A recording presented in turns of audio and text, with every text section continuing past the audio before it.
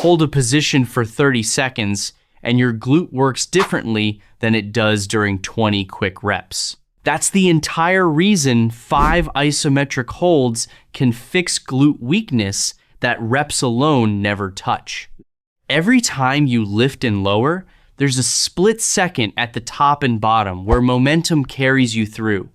The muscle barely works. A hold removes that shortcut completely. No rest, just continuous tension the entire time. That's why physical therapists prescribe holds, not reps, for a glute that's gone quiet from sitting. The CDC reports 1 in 4 adults over 65 falls each year, and weak hip stabilizers are one of the most consistent factors behind that.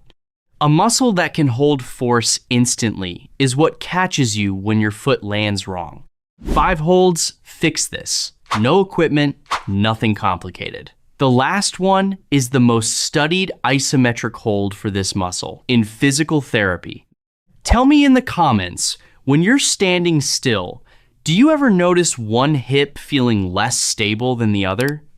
If this is your first time here, subscribe. We cover routines exactly like this every week. A quick like helps this reach someone else who needs it. Let's start with the first hold.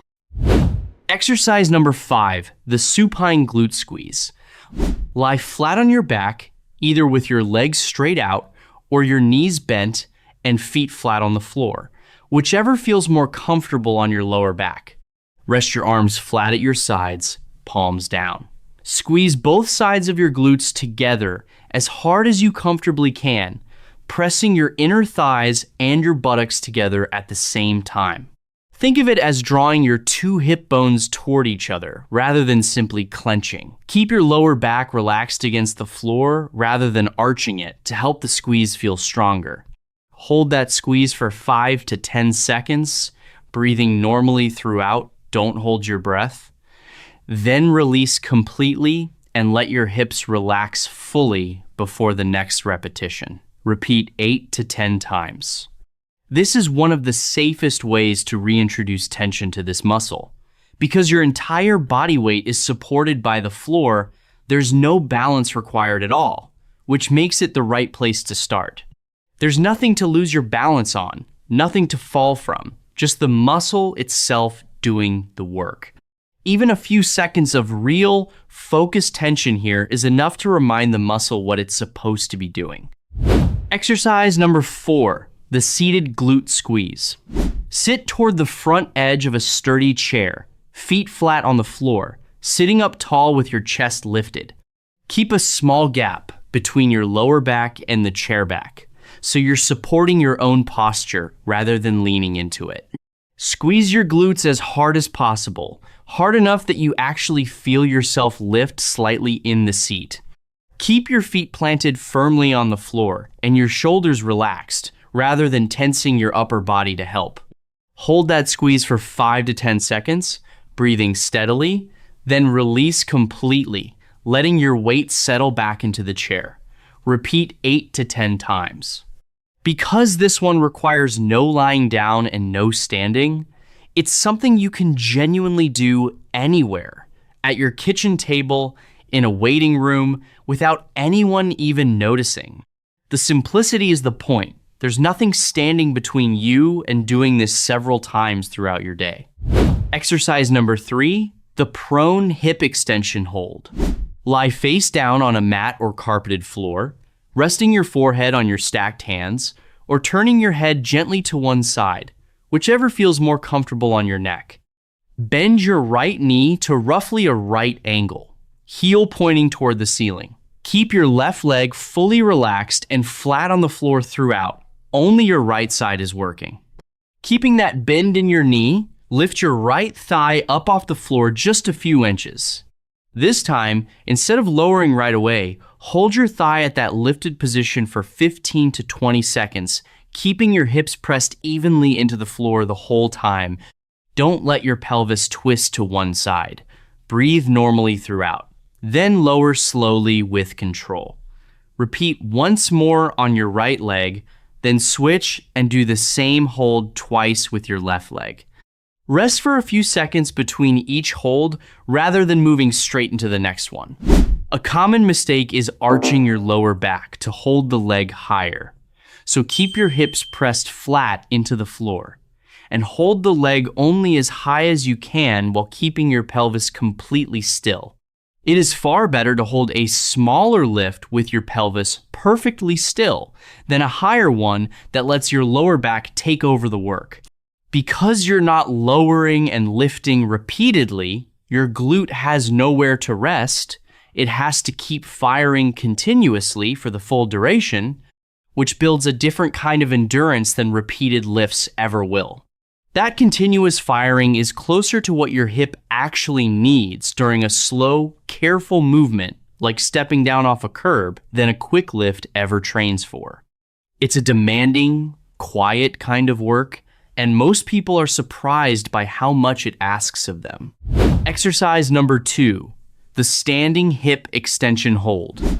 Stand facing a sturdy countertop or the back of a chair, holding on firmly with both hands. Shift your weight onto your left leg, keeping a soft bend in that knee.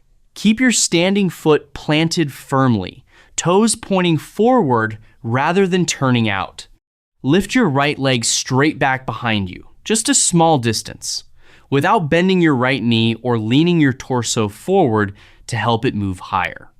Once your leg is lifted, hold it there, right where it is, for 15 to 20 seconds. Breathe normally, keep your torso upright the entire time, then lower slowly with control. Rest for a moment, then repeat once more with your right leg before switching your weight onto your right leg and holding twice with your left. If your standing leg starts to feel unsteady, shorten the hold slightly rather than losing your balance. If you feel this in your lower back rather than your glute, your leg is likely lifted too high. Bring the range in smaller and focus the hold lower, where your glute is actually doing the work. There is no benefit to a bigger range of motion here. The hold itself is what matters, not how far the leg travels. This one asks your standing leg to stabilize your entire body weight, while the other side holds under tension, which is exactly the demand your hips face every single time you're standing and reaching for something at the same time. Most people are surprised by how much harder this feels than the lying down holds. And that difference is exactly the point. And now, exercise number 1, the Glute Bridge Isometric Hold. Lie on your back with both knees bent and both feet flat on the floor, positioned about hip width apart, close enough that your fingertips can just brush your heels. Rest your arms flat at your sides, palms down. Push through both heels and lift your hips upward until your body forms a straight line from your shoulders down to your knees. Keep your knees tracking directly over your feet rather than falling inward as you rise. Once you reach the top, stay there. Hold that position for 30 to 45 seconds, squeezing your glutes throughout, breathing steadily rather than holding your breath. Then, lower slowly and rest. Repeat once more if you're able to. As the hold gets easier over the coming weeks, extend the time before adding a second full repetition. Duration matters more here than repetition count.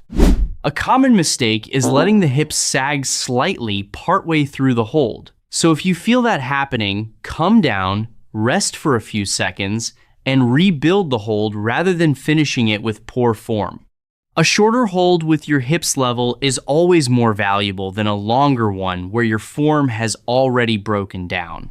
This is the most studied isometric hold for this muscle in physical therapy, because it loads your glute at the exact range where it produces its greatest force, and holding there under sustained tension builds the kind of durable strength that a quick rep can't reach. That's exactly why it closes this list rather than opening it. Everything the first 4 holds built toward comes together in this single sustained position. None of these holds asked for much time, a few seconds here, 30 seconds there. But add them up across a week, And you've asked that muscle to hold real tension for longer, more consistently, than most people manage in a month of regular reps. That's the entire bet behind isometric training, and it's why physical therapists keep coming back to it for muscles that have gone quiet. Mild shaking during a hold or feeling tired the next day, that's the muscle responding exactly the way it should. Sharp pain is different, and if you feel that, instead, stop and talk to your doctor before continuing, especially if you're managing an existing joint or balance condition. A few sessions a week is enough, and here's what to actually watch for as the weeks go by. Not a change in the mirror, but a change in the clock. The same hold that shakes at 15 seconds today should feel steadier at 30 seconds a month from now. That's the muscle keeping a promise it couldn't keep before. Know someone who's been told to just do more reps and never got anywhere with it? Send them this instead. And if this is useful to you, stick around. There's more where this came from.